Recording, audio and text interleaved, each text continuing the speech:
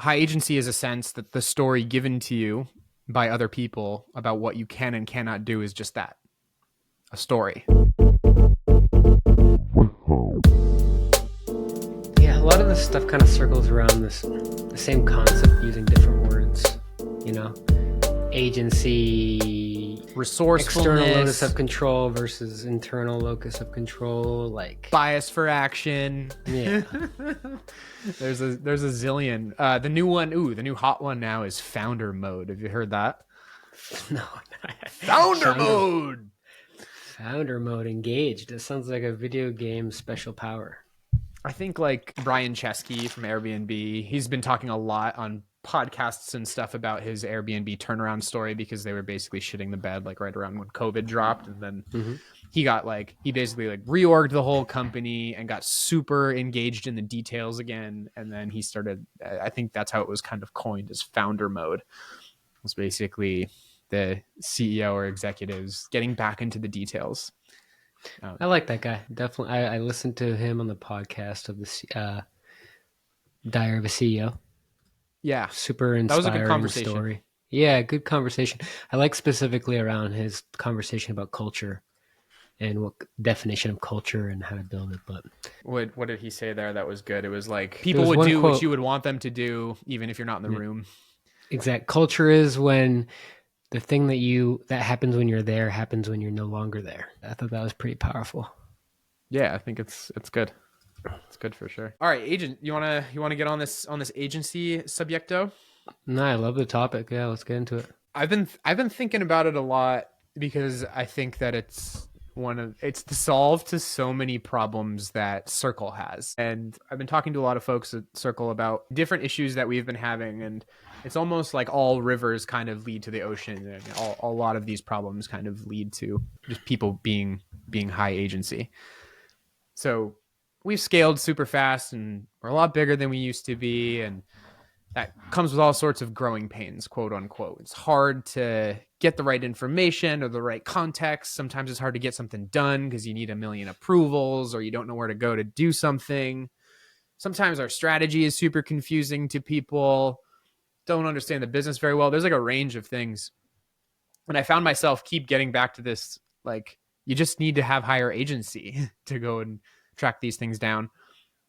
And so I wanted to unpack agency with you, what it is, why it matters. Let's start with like the definition of an agent, like a person who acts on behalf of another person or a group to have agency. In this case, you're acting on behalf of yourself. George Mack has this awesome Twitter thread, which we can link in the show notes, about all these different examples of agency and the ways that people describe them. One, high agency is a sense that the story given to you by other people about what you can and cannot do is just that, a story. So again, I'm in the driver's seat. I've got the agency to do what I want with the resources that I can go and get myself. Another quote that I think we've talked about on this podcast before is like, nothing happens to me, it happens for me. That's another way to reframe it. We just talked about a couple of words to describe high agency: being super relentlessly resourceful or having a high bias for action. There's not like a perfect definition, but it's this idea that I'm in the driver's seat, I'm in control, and I can kind of bend and shift the world towards the things that I want to do. And I genuinely believe that. What do you think about that? And this goes beyond business, right? This is literally life stuff. This is life stuff. This is health, right? The story that some people tell themselves is like, I don't have muscles now, and I can't grow muscle. I've always been skinny. I've always been frail, and that's just who I am. Same thing with like people who say they can't swim. It's a story they tell themselves, like I sink, so I'm not going to try. How about parenting? That there's a lot of those in parenting for sure. And the opposite of this, the opposite of high agency, how you know that you're not high agency, is essentially a victim mentality. That whole like the life happens to me, not for me. If it happens to me, it's like a shot to my innards. It's me, right? When it happens for me, it's like externally focused. So if you're imagining like an illustration where arrows are either pointing in to me or away from me, you want to spend as much time outwardly facing rather than inwardly, because if you're focused too much inside, then you miss all of the things that are outside of your periphery and outside of your own little bubble, right? Totally. Totally.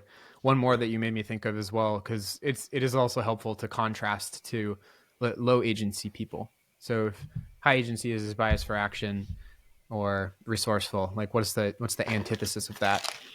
And that is like a common behavior in the workplace for sure. Is the opposite of high agency is low agency.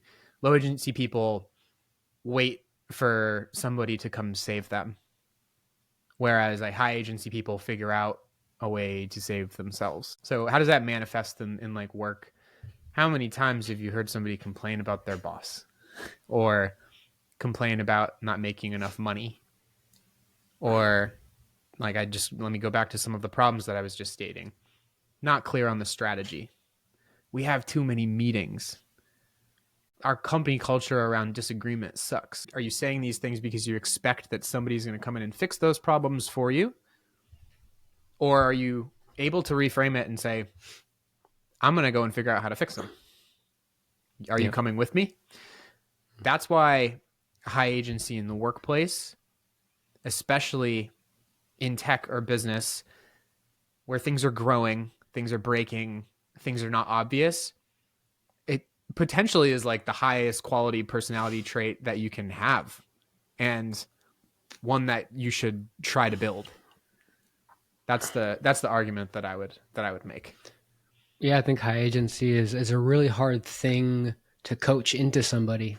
So from a manager's perspective, if you have somebody that you hire that's already has that high level of agency, most of the battle is already won because you know that they're going to be solution oriented rather than just somebody that you always have to drag along with you, right? Can you teach high agency? I think that's like a cool question. Mm-hmm. Because I think so. It's hard. you think so? It's difficult, but I think it's possible.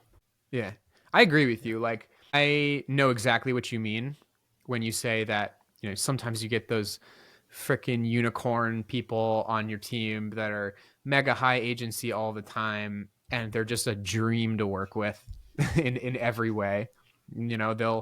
They'll look for problems proactively, uncover it, go get it done, just come to you with like when they need direction or something to be unblocked, and then they're off, and it just feels so smooth. And then the opposite of that is when you have someone who's super low agency and they need mega hand holding, or like you use the word dragging them along, and that's generally how it feels. I think a cool thing about this whole space, like personality traits, is you definitely can learn to adopt new personality traits. And the number one way to do that is through emulation, through observing and trying it for yourself. And Mm. that goes across like everything: public speaking, presenting, framing, problem definition, like all of that. But observing somebody who's high agency and just kind of doing what they do, like I think Mm-hmm. that's brilliant. But then the question becomes, how do you uncover somebody that's high agency? Who the hell are these people? Mm-hmm. Do you have like any thoughts on that? Like how would you find someone? Backing up for a second and just piggybacking on the emulating part, I think Yeah. Dr. or Scott Galloway has that thing about build the cabinet of people in your mind, Mm-hmm. and the same quote Explain of it. like, so what that means is if you're reading or listening to podcasts or observing on a meeting somebody that you admire and you think that they do a good job, if you can take bits and pieces from all of those different learnings and keep them in a cabinet somewhere in a shelf on your mind that you can recall, eventually, if you do it enough times, it just becomes you. It becomes a part of you. So, like, he refers to this concept of pulling little bits and pieces from all the different aspects that you resonate with Yeah. is a really Yeah. good tactic. You ever find yourself doing something that like Stephen Bartlett does on his podcast, or like Scott Galloway? I Oh, do that 100%. all the time, dude. And who I am from day to day sometimes shifts based on what I've been learning the past couple of weeks, right? Like if I've been like my podcast or my listening, my Audible is either super self improvement, business, or it's like Joe Rogan comedy, Yeah. you know? Yeah. Yeah. Yeah. Um, and depending on where I am and if I'm listening to music, then I will sometimes be a little bit different in my approach depending on what I've been exposed to. Mm-hmm. Yeah. Totally. Yeah. Another funny just point example on that is like the most funny people that I know listen to a bunch of stand-up comedy. You know, they're just absorbing that energy and like those minor like things, those minor inflections in your voice or the way that you drop something or the way that you set up a joke. They're just Mm-hmm. constantly absorbing that, and so it becomes part of them. Mm-hmm. And I think that Yeah. that can be true of anything Yeah. if And you're paying sometimes like attention. what I've felt too, especially with listening, I think reading is a little bit more intentional, but with listening it can be so passive that it'll take sometimes two, three, four listens of the same sort of topic for it to resonate in my mind. Yeah. So like if you listen to something and it doesn't become a part of something in your arsenal right away, it's okay. Just keep going and eventually it'll build up. So you mentioned like what are some ways to identify a high agency person? For me, it starts with self-awareness. How Okay. self-aware are they? Hey there, real quick. Can you do us a quick favor and hit the subscribe button down there somewhere? As a new and growing pod, subscribes are really important for us, for people to find us. We do this for free to provide you value in your work and in your life. And if you could just do this one thing for us, it would really help us to continue providing that value. So, real quick subscribe. Back to the video. Happy listening. How ready are they to say when they mess up? To say, I committed to that, I was wrong, and here's how I'm going to fix it. Right?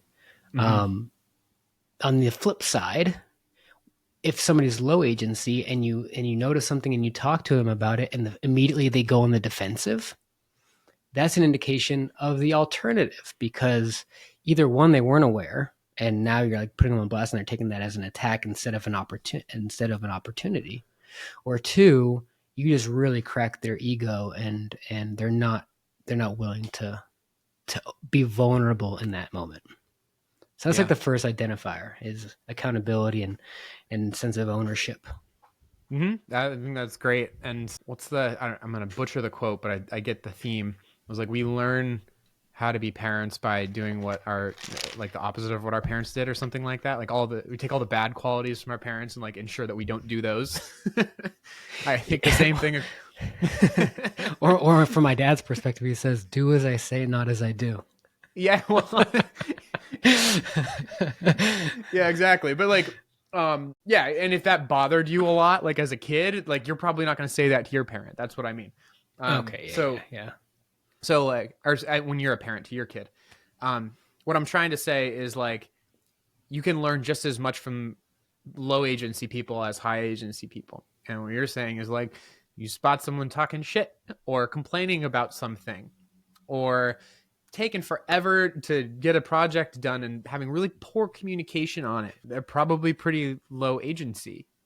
How to find high agency people, or a quote from Warren Buffett that was cool here as well, was like, everybody in the room, if you could receive a 10% dividend on all of their future earnings for the rest of their life, one person, who would you pick? Mm. And like, play that little game in your head in your immediate surroundings.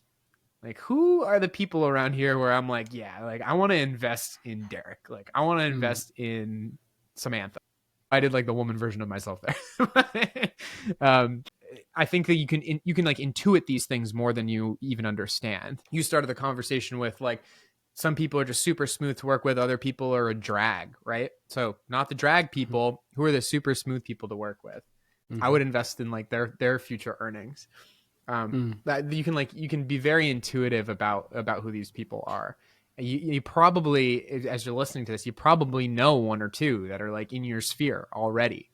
Another indication of somebody that's high agency is how other people talk about them. Cool. So if you're on a team and you're like looking for those that are high performing, when you talk to others, what's that name that always pops up? Wow, like this person just knocking it out of the park, or they reach out to you on the side and say like, wow, this guy is like really great.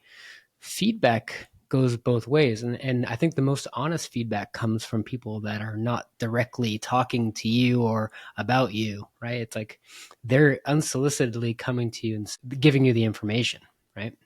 Yeah, there's a product manager that comes to mind. His name is G. He works at Circle, um, and he's one of these people. Like, he's just anyone who like his name pops up and you're just like, oh yeah, like the Mm. best. Like he's so easy to work with. He's such a good communicator. He's so crisp and clean. Someone once said, one of my buddies at work said, like every time G speaks, it's like he's taking me on a journey through his mind. I thought that was like amazing. It's like, what a bar to hold for yourself is like, when I'm trying to explain a complex idea, can I take them on this like journey through my mind and We have them should be ask excited him to about get it? on the podcast. Totally. You've mentioned him a few times now. Now I want to meet him. So funny enough, another point that I wanted to make on like, can high agency be taught? Because I've been talking about this a lot with folks, and here's the number one pushback I get is I have a lot of folks on my team or in my world that are like super introverted. I was like, whoa, whoa, whoa. Don't conflate extroversion with high agency. Extroversion, aggressiveness, being entrepreneurial. I feel like the definition of agency that we have, like bias for action, resourcefulness, like the world doesn't happen to me, it happens for me. Like they're kind of wrapped up in these very rah ideas, you know? And as an introvert, probably introverts don't like identify with a lot of that stuff. But my argument is that introverts can be super high agency. It's like it's not an introvert extrovert 100, yeah, thing 100%. Yeah. at all. Now, like it takes different forms. High agency can certainly take different forms in a high agency introvert versus an extrovert, and that's just totally fine. For example, a high agency introvert maybe just fine, or extrovert, sorry, maybe just fine going to his boss and managing up, right? Being like, I want to give you some feedback on like how that last meeting went. I think we can work on this, and this. I have this expectation for my salary. Like, here's where I want to, like, here's my plan for getting promoted. Like, I want to walk you through that. I think those things can be a lot easier in a spoken format for an extrovert. But like, there are ways to kill those same subjects or knock those same subjects down for an introvert.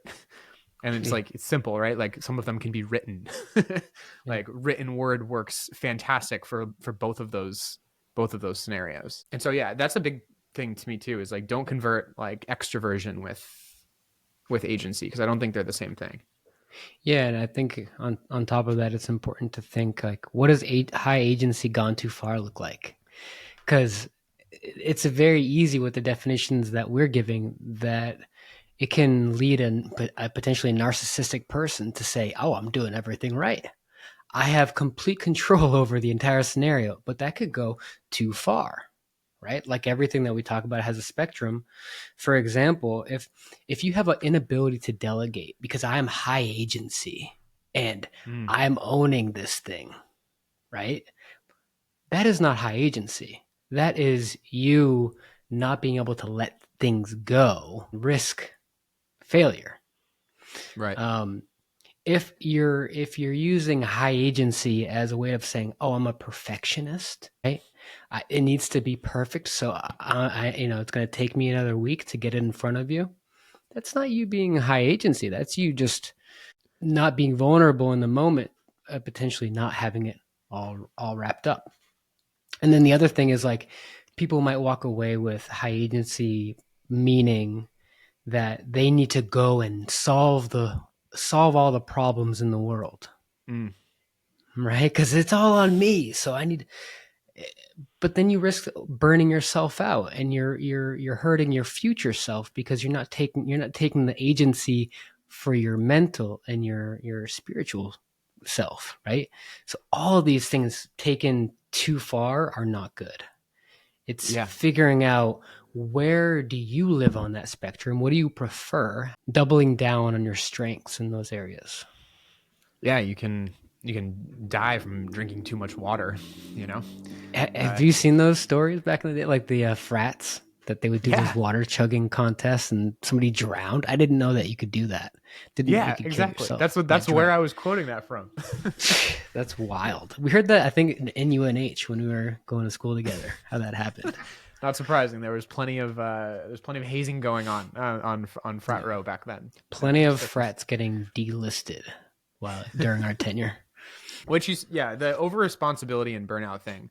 I think that's probably where most folks that are listening to a podcast like this run the risk of tipping in there, because they're growth minded, they're trying to improve on this stuff, and the guidance of nothing happens to me, it happens for me. I need to be resourceful. I need to have a bias for action.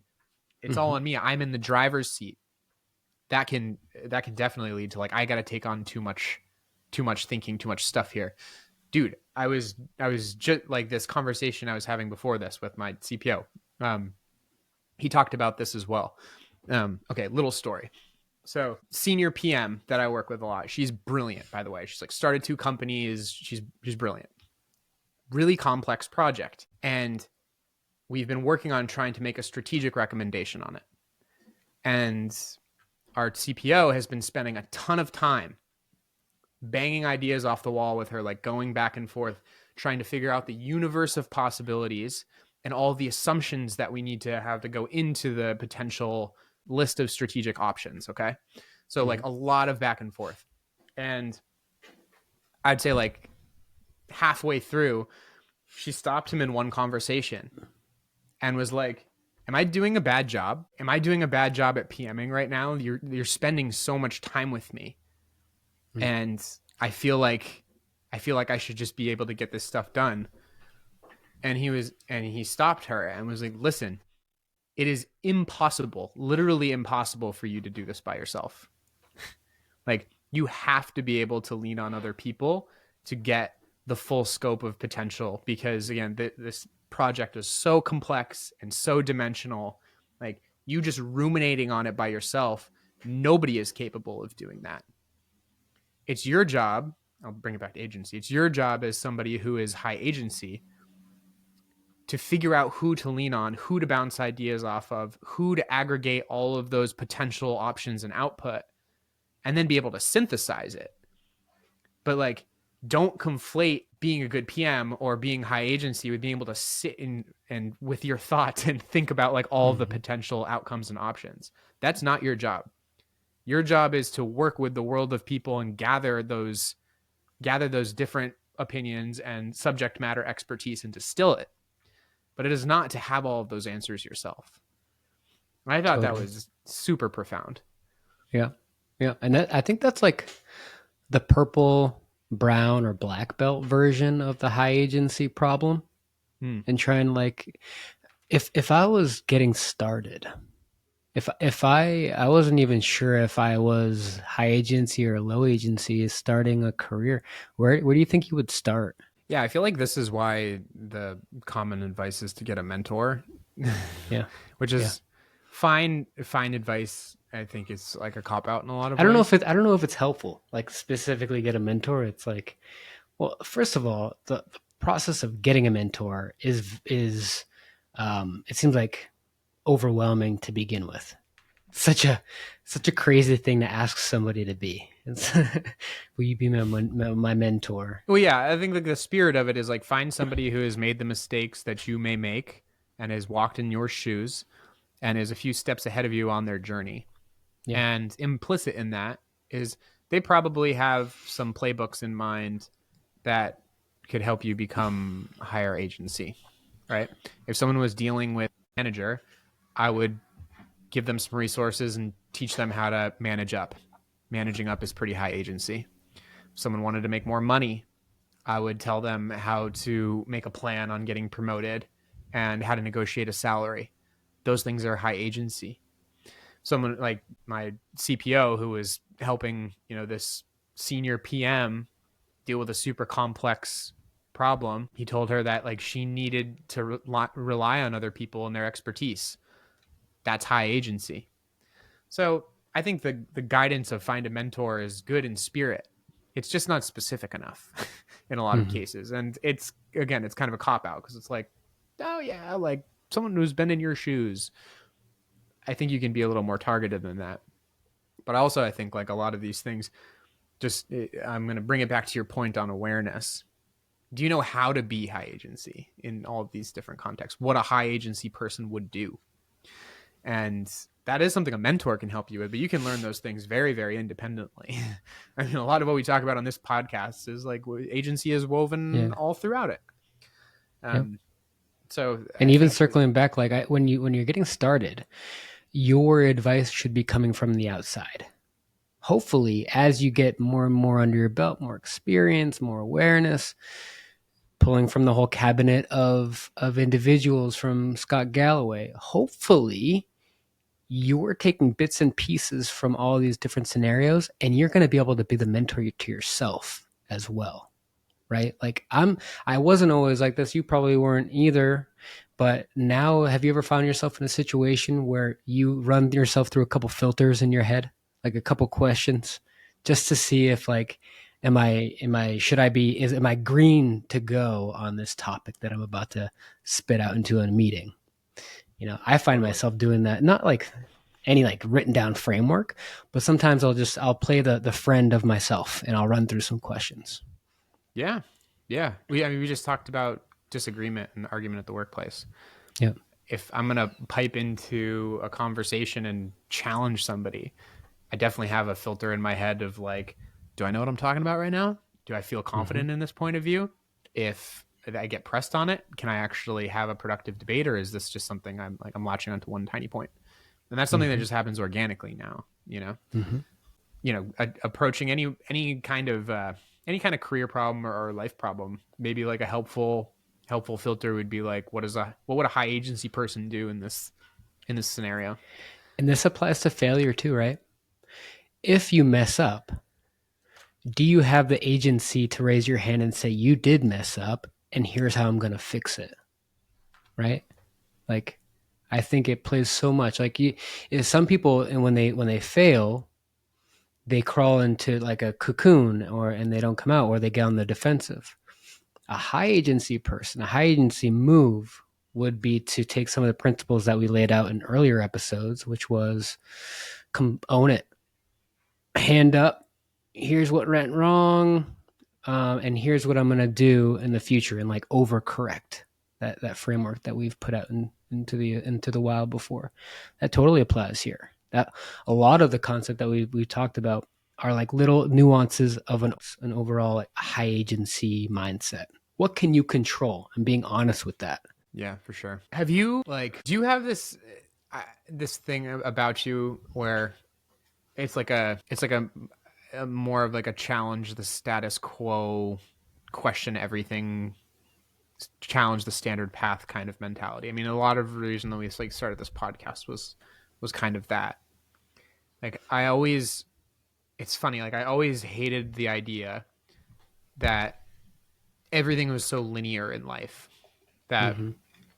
you go to school, you get a job, you get a dog, you get a wife, you get a house, you get a baby, and then you retire and you die. Like Yeah. that that idea was always really frustrating to me. Funny enough, I'm like living a lot of that. But I think my own little like silent revolt on that, standard narrative. There's a lot of smaller narratives within it that I tend to challenge. Like can't be in shape and like be on video calls all day. Mm-hmm. um, or there's no time to have hobbies when you have children. Like these kinds of Mm-hmm. things. I feel so strongly about those kinds of things. I'm always like on whatever season of my life, there's always been a few of those kind of conflicting ideas of what is possible. And I've always found myself like revolting against them. Do you have something similar about you? I have something very similar. I've never really liked authority. So I've always kind of questioned why we're doing stuff. And if it's not clear to me the purpose, it's very hard for me to get behind it. That's one of the reasons why I kind of coasted during school, was that to me there was Mm, no purpose. So I'll do what I need to do, the bare minimum, to get a grade that gets my parents off my back and gets me into a college. yeah. Um, but Up until recently, I would say up until my age 30, like 4 or 5 years ago, I didn't really, while I've always questioned the status quo in that regard, I told myself the story of I just need to get a job, find a career, move up the ladder in that career, and that's how it's going to be. Even though that's the life I've been living, but up until 30, I never thought it could be more. So it's like I was a living contradiction in that moment, right? Where I'm like, screw the status quo. You're a bunch of sheep following the thing, and now here I am climbing the corporate ladder. Yeah, exactly. Right. So like 4 years ago, I was like, why not me? Why can't I start my own business or do a podcast? Like it was a story I was telling myself that was lesser than, you're not good enough. Something inside of me wasn't like breaking through, and I wasn't willing to put myself out there and risk enough to potentially fail. Because Yeah, I think starting your own business and starting your own podcast, there's a high degree of failure. And if you fail, then you're a failure, is the default mentality. Yeah, I think that's probably like the strongest like, counteracting force to a lot of this stuff. Like I'm sure a lot of people could listen to this conversation and be like, "Oh, I'm definitely high agency. Like I'm resourceful. Like I don't listen to the stories that people tell me." Mm-hmm. But when it comes to like truly questioning everything, trying to bend reality to your will, like you being in the driver's seat and like acting on it, like actually acting on it, that's where I feel like it gets hard. Can you actually rip the cord and broach that challenging conversation, or make And risk that failure. risk And risk failure, it make not that going career well. change? Yeah, exactly. Like I'm just laughing because that just happened to me. You know that. Can you actually rip that cord? That to me is the biggest countervailing And force. that's a key point too. It's like, where do you start? The two stories that you and I just shared, we didn't always have that awareness that we were following some sort of story. Whereas like our default mentality was like, oh, challenge status quo, da da da. Meanwhile, we're actually like progressing towards the thing that we say that we're not doing, right? It's an interesting thing about like even the most high agency individuals are going to have blind spots. So, and also that's okay. Because as you grow, you evolve and you mature, and you get to 30 and you realize, wow, you just were doing the whole rat race thing. How can we get this thing a little bit ramped up? Totally. So yeah, I mean, I think that like in your career, bringing it back to career, like, and doing well at work and doing what you want to do and creating like a career that you enjoy and that you love, this kind of orientation towards the world that I'm in the driver's seat is pretty freeing and pretty powerful. And again, it's like a dedicated focus thing. Are you paying attention to who those people are? Are you listening for the signals? Are you trying to develop some of those skills? I think that's like the question to leave with from this app. What are you nervous about this week? And if the answer is nothing, then you're not pushing yourself hard enough. Oh my God, I've been so nervous lately. So yeah, and it's working, right? I know we're not going to talk about all the details right here, but you've been putting some of this into practice and seeing results. Yeah, we'll see how it goes. But I think I'm excited about the path forward. We should do a convo on it soon. Yeah, we Probably will. next couple of weeks. All right, man. Cool. That's the pod? All right. Wrap it up. All right. See you in a bit, or see you in no time. Later. Hey, thanks for hanging out with us at The Workflow. If you like what you just heard, could you take 1 second and give us a like, subscribe, follow, or leave a review on the platform you're listening to this podcast? It will really help us out as we're growing the pod. We'd also love to hear from you. If you have ideas for future topics you'd like us to cover, folks you'd want us to chat with, or any feedback in general, just shoot us a note at workflowshow@gmail.com. Again, that's workflowshow@gmail.com. Thanks, and we'll see you next time.